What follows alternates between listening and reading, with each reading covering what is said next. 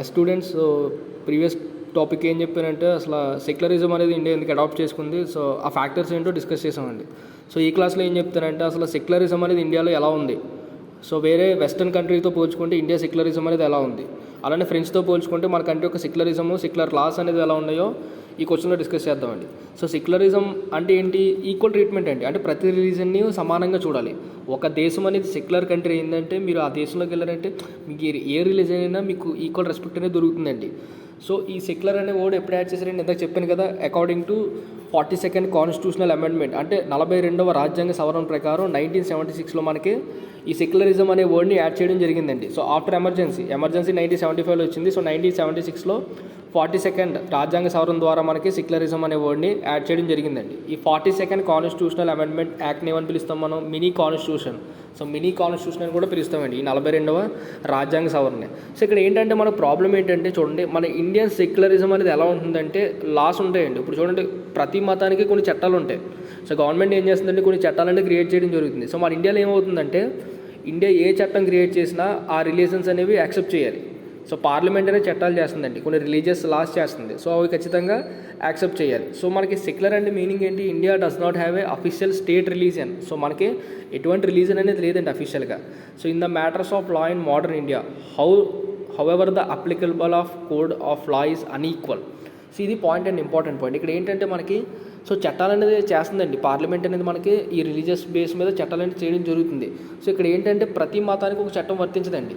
So ప్రతి మతానికి ఒక చట్టం అనేది వర్తించదు. సో ఇప్పుడు చూడండి, హిందువులకి సపరేట్ యాక్ట్ అనేది ఉంటుంది, సో ముస్లింలకి సపరేట్ చట్టం అనేది ఉంటుంది, సిక్కులకి సపరేట్ చట్టం అనేది ఉంటుంది. సో అందరికి కలిపి ఒకే లాని ఫాలో అవ్వాల్సిన అవసరం లేదండి ఇండియాలో. ఎందుకంటే సో అది ఎందుకు అడాప్ట్ చేసుకున్నా ఒకసారి చూడండి. మీరు చూసినట్లయితే హిందువులకి సపరేట్ మ్యారేజ్ లా, సో మ్యారేజ్కి సంబంధించి సపరేట్ లాస్ ఉంటాయి హిందూస్కి. అలానే డివోర్స్కి సపరేట్ లాస్ ఉంటాయండి. ఇన్హెరిటెన్స్ అంటే వంశపారపర్యంగా ఆస్తులు వస్తాయి కదండి, దానికి సంబంధించిన సపరేట్ చట్టం అనేది ఇండియన్స్ వేరేగా ఉంటుంది, ముస్లింలకి వేరేగా ఉంటుంది. అలానే మనకి ఇక్కడ మెయిన్ ఏంటంటే ముస్లిమ్స్కి పర్సనల్ లా అనేది ఉంటుందండి. సో వాళ్ళకి సపరేట్ చట్టం అనేది ఉంటుంది. హిందూస్కి, క్రిస్టియన్స్కి, సిక్కులకి, అలానే నాన్ ముస్లిం ఎవరైతే ఉన్నారో సో వాళ్ళందరికీ కలిపి ఒక చట్టం అనేది ఉంటుంది. సో హిందూస్కి సపరేట్ యాక్ట్ ఉంటుందండి, ముస్లింలకి సపరేట్ యాక్ట్ ఉంటుంది. సో వాళ్ళ యొక్క రిలీజియస్ లానే అన్ఈక్వల్గా ఉంటాయండి. సో ఎందుకు చూడండి మనకి, సో సెక్యులరిజం అనేది వెస్ట్రన్ నుంచి తీసుకున్నాం మనం. వెస్ట్రన్ కంట్రీస్ అంటే యూరోప్ కానీ అమెరికా కానీ ఇవన్నీ మనకి వెస్ట్రన్ కంట్రీస్. అక్కడ సెక్యులరిజం టాపిక్ అనేది డిఫరెంట్గా ఉంటుందండి.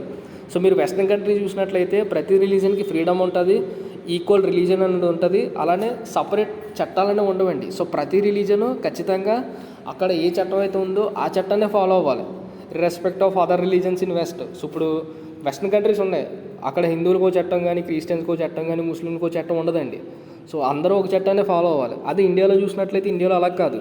సో ఒక్కొక్క రిలీజన్కి అంటే ఒక్కో రిలీజన్ మీన్స్ అంటే ముస్లింలకి సపరేట్ యాక్ట్ అనేది ఉంటుంది, హిందువులకి సపరేట్ యాక్ట్ అనేది ఉంటుంది. సో ఎందుకండి వాళ్ళకి ఇండివిజువల్ ఫీలింగ్స్ కానీ అలానే ఇండివిజువల్ కల్చర్ అనేది పోకుండా ఉండడానికి ఇలా చేయడం జరిగింది. సో చూడండి, ఇప్పుడు మనకి ఎలా ఉంటుందంటే హిందువుల ఆలయం ఉందంటే అందరూ టెంపుల్కి వెళ్ళొచ్చు అని ఉంది హిందువులలో. ప్రతి ఒక్కరు జెండర్ డిస్క్రిమినేషన్ ఉండకూడదు, అంటే విపక్ష అనేది చూపించకూడదండి.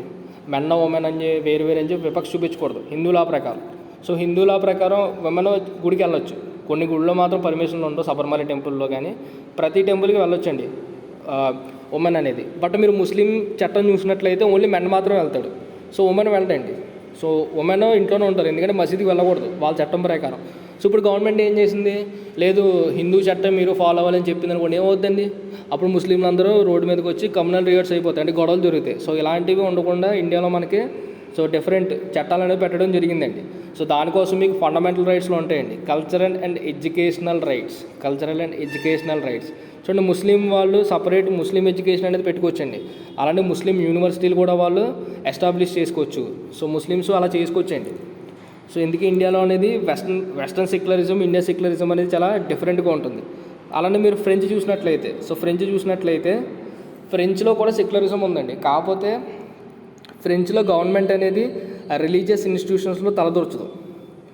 మరి ఇండియాలో గవర్నమెంట్ అనేది రిలీజన్లో వేలు పెడుతుందండి. సో చూడండి, మీకు ఎలా సింపుల్ ఎగ్జాంపుల్ చెప్పాలంటే మన తిరుపతి టెంపుల్ ఉంది. సో తిరుపతి టెంపుల్లో గవర్నమెంటే చూసుకుంటుందండి.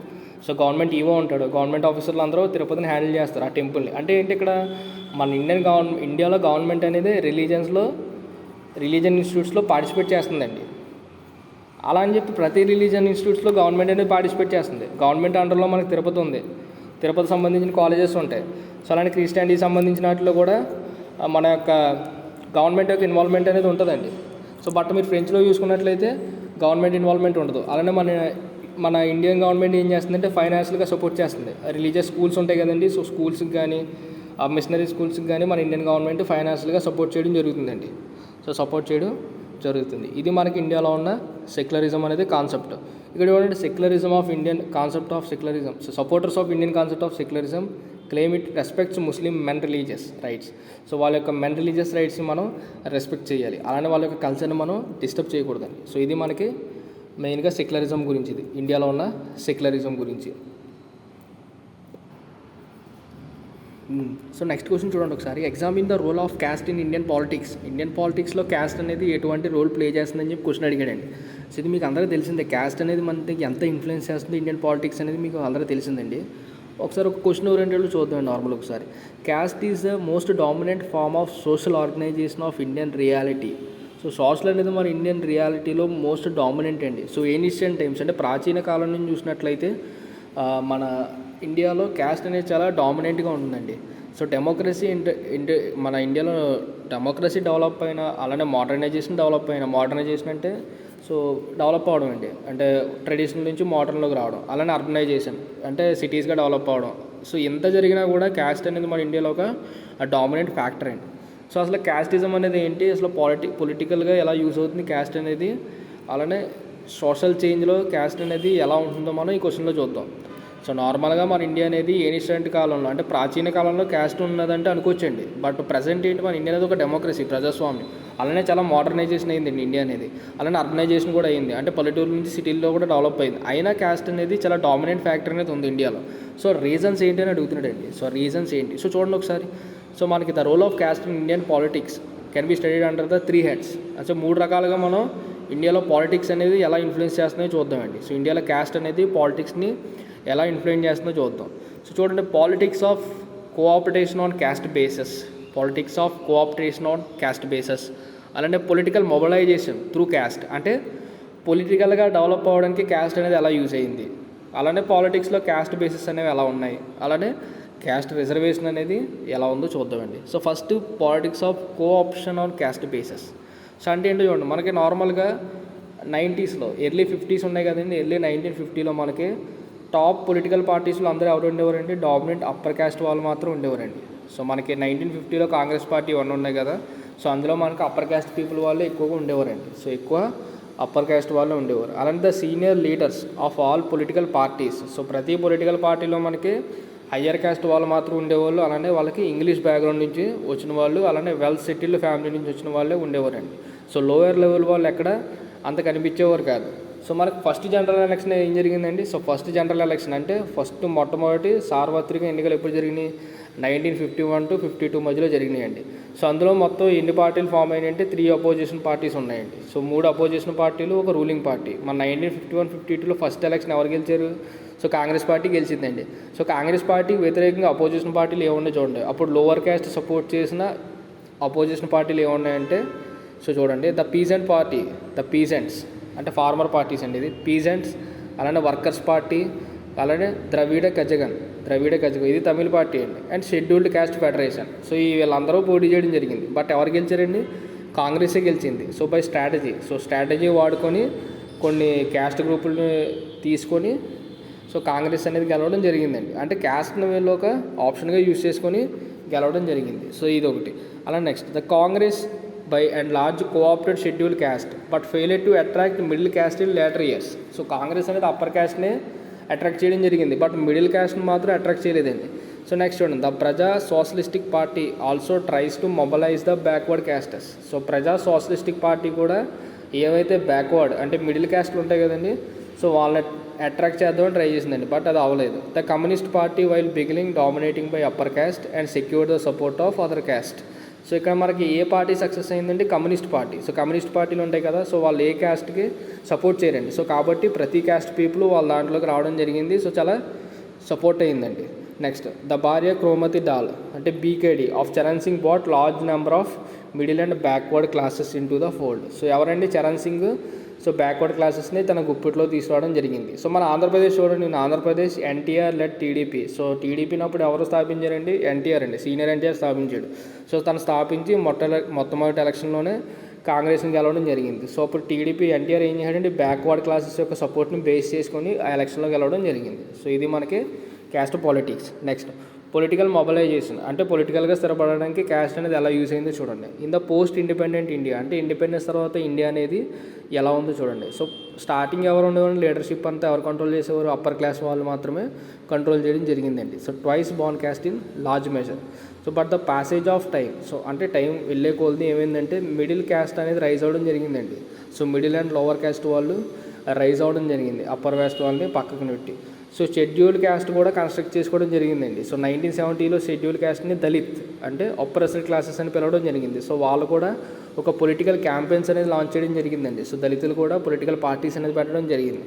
So as the lower caste began organize themselves by distancing themselves from the upper caste and upper caste increasingly asserted supremely. So ఇక్కడ ఏంటంటే ఏమైందంటే మనకి ఈ పొలిటికల్ మొబలైజేషన్ కోసం కూడా లోవర్ క్యాస్ట్ వాళ్ళు డెవలప్ అవ్వడం జరిగిందండి.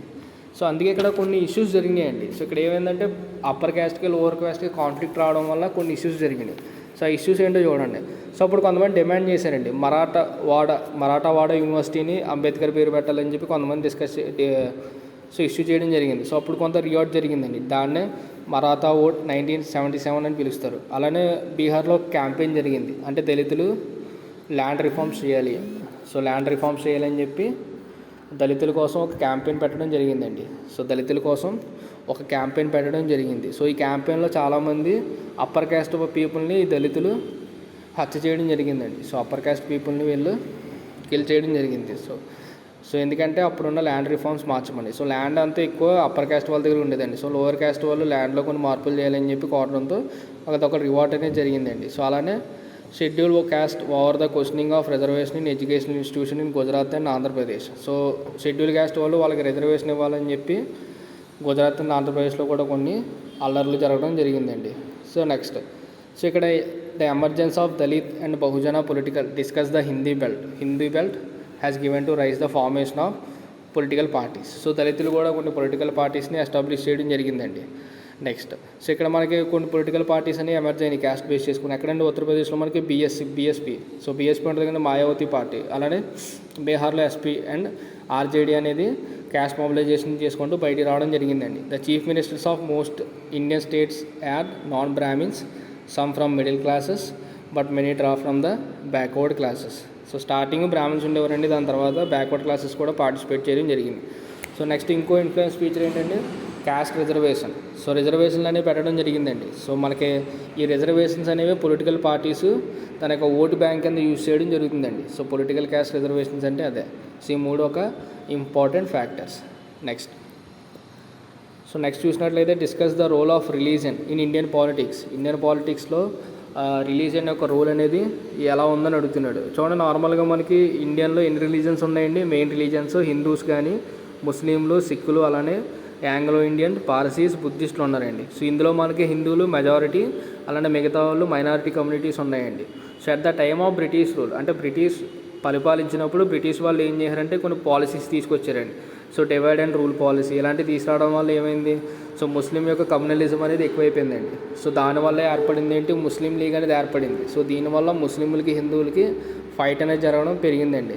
సో అలానే అప్పుడు బ్రిటిష్ వాళ్ళు ఏం చేశారండి? 1909లో ముస్లింలకి సపరేట్ ఎలక్టోరేట్, అంటే వాళ్ళకంటూ సపరేట్ ఓటర్ లిస్టు, వాళ్ళకంటూ సపరేట్ ఎలక్షన్ అనేది, సపరేట్ వాటర్ లిస్ట్ అనేది పెట్టడం జరిగింది. సో దీనివల్ల కూడా కమ్యూనలిజం అనేది ఇండియాలో డెవలప్ అయింది. సో అలానే అప్పుడు ముస్లిం లీగ్ని లీడ్ చేస్తుంది ఎవరండి? జిన్నా. సో అతను ఏం చేశాడంటే సో ఇండియాని 2 ముక్కలుగా డివైడ్ చేసి పాకిస్తాన్ క్రియేట్ చేయాలని చెప్పాడు. సో దీనివల్ల కూడా మనకి కొంత కమ్యూనలిజం అనేది ఇండియాలో డెవలప్ అవ్వడం జరిగింది. సో ఇండిపెండెన్స్ తర్వాత ఏమైందండి? సో ఇండిపెండెన్స్ వచ్చేసింది, పాకిస్తాన్ డివైడ్ అయిపోయింది. సో అయినా మన ఇండియాలో కమ్యూనలిజం అనేది తగ్గలేదు. సో ఎందుకంటే కొన్ని రిలీజియన్ గ్రూప్స్ అనేవి ఎమర్జ్ అవ్వడం జరిగిందండి ఇండియాలో. For example Akali Dal. So Akali Dal అనేది ఎక్కడ ఉందండి? అకాలీదాల్ పంజాబ్లో ఉంది.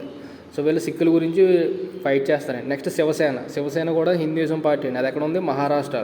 సో అలానే నెక్స్ట్ కొన్ని పొలిటికల్ పార్టీస్ ఉన్నాయి, సో డైరెక్ట్ సపోర్ట్ చేస్తాయండి. సో ఫర్ ఎగ్జాంపుల్ బీజేపీ అనేది ఎవరు సపోర్ట్ చేస్తుంది, హిందూ సపోర్ట్ చేస్తుంది. అలానే ముస్లిం లీగ్ అనేది ముస్లింలు సపోర్ట్ చేస్తుందండి. మనకి మీరు చూడండి, ఇక్కడ మన హైదరాబాద్లో పార్టీ ఉంటుంది ఎంఐఎం.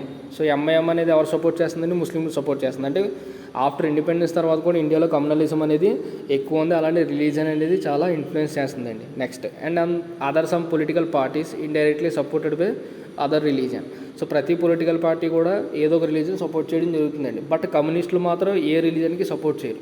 సో ఇండియాలో ఉన్న కమ్యూనిస్ట్ పార్టీ అనేది ఏ రిలీజన్కి సపోర్ట్ చేయరండి. అలానే కొన్ని కమ్యూనల్ ఆర్గనైజేషన్స్ కూడా ఇండియాలో పుట్టడం జరిగింది. సో అవి ఏంటండి, సో ఫర్ ఎగ్జాంపుల్ హిందూస్కి ఆర్ఎస్ఎస్, అలానే ముస్లింలకి ఇమాత్ ఇస్లామీ, అలానే హిందూ మహాసభ. సో వీళ్ళందరూ ఏం చేశారండి, ఇండియాలో కమ్యూనలిజం అనేది డెవలప్ అవ్వడానికి వీళ్ళు కూడా కారణం.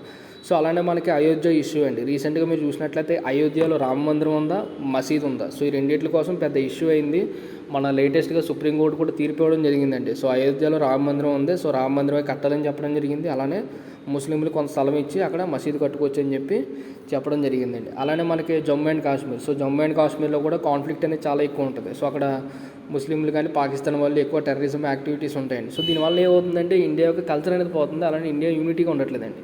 సో మన నేషనలిజం అనేది చాలా డిక్లైన్ అయిపోతుంది. సో ఇదండి మనకి మొత్తం మీకు థర్డ్ లెసన్ అనేది ఎక్స్ప్లెయిన్ చేయడం జరిగింది. సో నెక్స్ట్ వీడియోలో ఫోర్త్ లెసన్ చెప్తానండి. సో చాలా ఇంపార్టెంట్ అది. సో వెరీ ఈజీ టాపిక్స్ అండి ఇవి. Thank you.